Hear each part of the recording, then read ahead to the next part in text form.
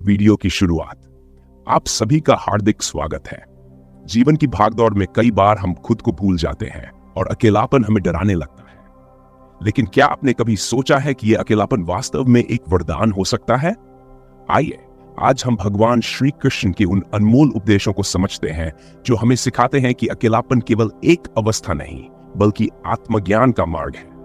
इस वीडियो में हम जानेंगे कि कैसे अकेले जीना हमारी सबसे बड़ी ताकत बन सकता है। श्री कृष्ण का यह संदेश कि अकेले जीना सीखें, अकेलापन वरदान है, जीवन के सबसे गहरे और महत्वपूर्ण सबकों में से एक है। यह विचार हमें हमारे वास्तविक स्वरूप और आंतरिक शांति को खोजने का अवसर देता है।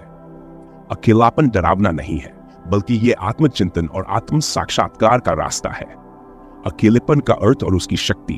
अकेलेपन को अक्सर हम गलत तरीके से समझते हैं। हम इसे अलगाव या उदासी से जोड़ते हैं, परंतु श्री कृष्ण हमें सिखाते हैं कि अकेलापन कोई सजा नहीं बल्कि एक अवसर है अपने आप को जानने और अपने विचारों को स्पष्ट करने का। जब हम भीड़ से दूर होते हैं तब हमें अपनी आंतरिक आवाज सुनाई देती है।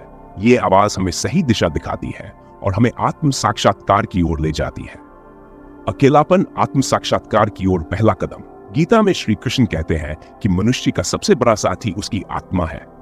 जब हम दूसरों से अलग होते हैं तभी हम अपने असली स्वरूप को पहचान पाते हैं। इस समय में हमें अपने अस्तित्व की सच्चाई का अनुभव होता है। दुनिया के शोर से दूर हम ये जान सकते हैं कि हम कौन हैं और जीवन का असली उद्देश्य क्या है। यह आत्म साक्षात्कार का सबसे महत्वपूर्ण कदम है। अकेलापन एक वरदान कैसे है? जब हम अकेले होते हैं तब हमें आत्मनिर्भरता का अनुभव होता है। श्री कृष्ण इसे वरदान कहते हैं क्योंकि यह हमें हमारे आंतरिक शक्ति से अवगत कराता है। जब बाहरी संसाधन कम होते हैं तब हमें अपनी आंतरिक क्षमता का पता चलता है। जीवन की वास्तविक खुशी हमारे भीतर छिपी होती है। इसे खोजने के लिए अकेलापन जरूरी है। ध्यान और योग का महत्व। अकेलेपन में बिताया गया समय ध्यान और योग के लिए सबसे उपयुक्त होता है। ध्यान हमें आंतरिक शांति की ओर ले जाता है और योग हमें शरीर और मन के बीच संतुलन स्थापित करने में मदद करता है। इस संतुलन से हमें जीवन में नई दिशा और उद्देश्य मिलता है। श्री कृष्ण का संदेश है कि योग और ध्यान के माध्यम से अकेलापन आत्मज्ञान में बदल सकता है। रिश्तों और समाज पर अकेलेपन का प्रभाव। जब हम अकेलेपन में आत्मनिर्भर होते हैं तब हमारे रिश्तों में भी सकारात्मकता आती है। हमें दूसरों से अपेक्षाएं कम हो जाती है और हम उन्हें उसी रूप में स्वीकार करने लगते हैं जैसे वे हैं।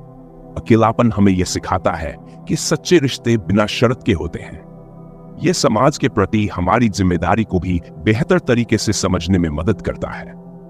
आधुनिक जीवन में श्री कृष्ण का संदेश। आज की व्यस्त जिंदगी में जहां हर कोई सोशल मीडिया और बाहरी दुनिया की ओर आकर्षित होता है, श्री कृष्ण का यह उपदेश और भी प्रासंगिक हो जाता है। असली शांति बाहरी चीजों में नहीं बल्कि हमारे भीतर है।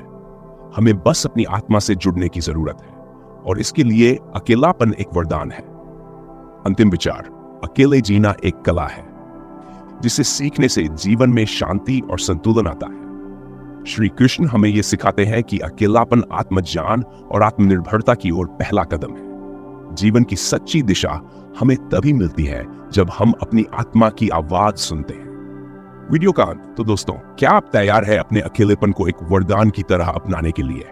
याद रखें, श्री कृष्ण ने हमें सिखाया है कि हमारी सबसे बड़ी शक्ति हमारे भीतर छिपी होती है। इसे पहचानने के लिए बस एक कदम दूर जाने की जरूरत है। अकेलेपन में आत्मज्ञान पाने का। जीवन की इस यात्रा में आइए इसे हमारे मार्गदर्शक के रूप में स्वीकार करें।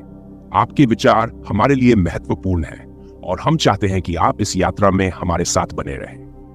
अगली बार फिर मिलते हैं एक नए विचार और नई प्रेरणा के साथ।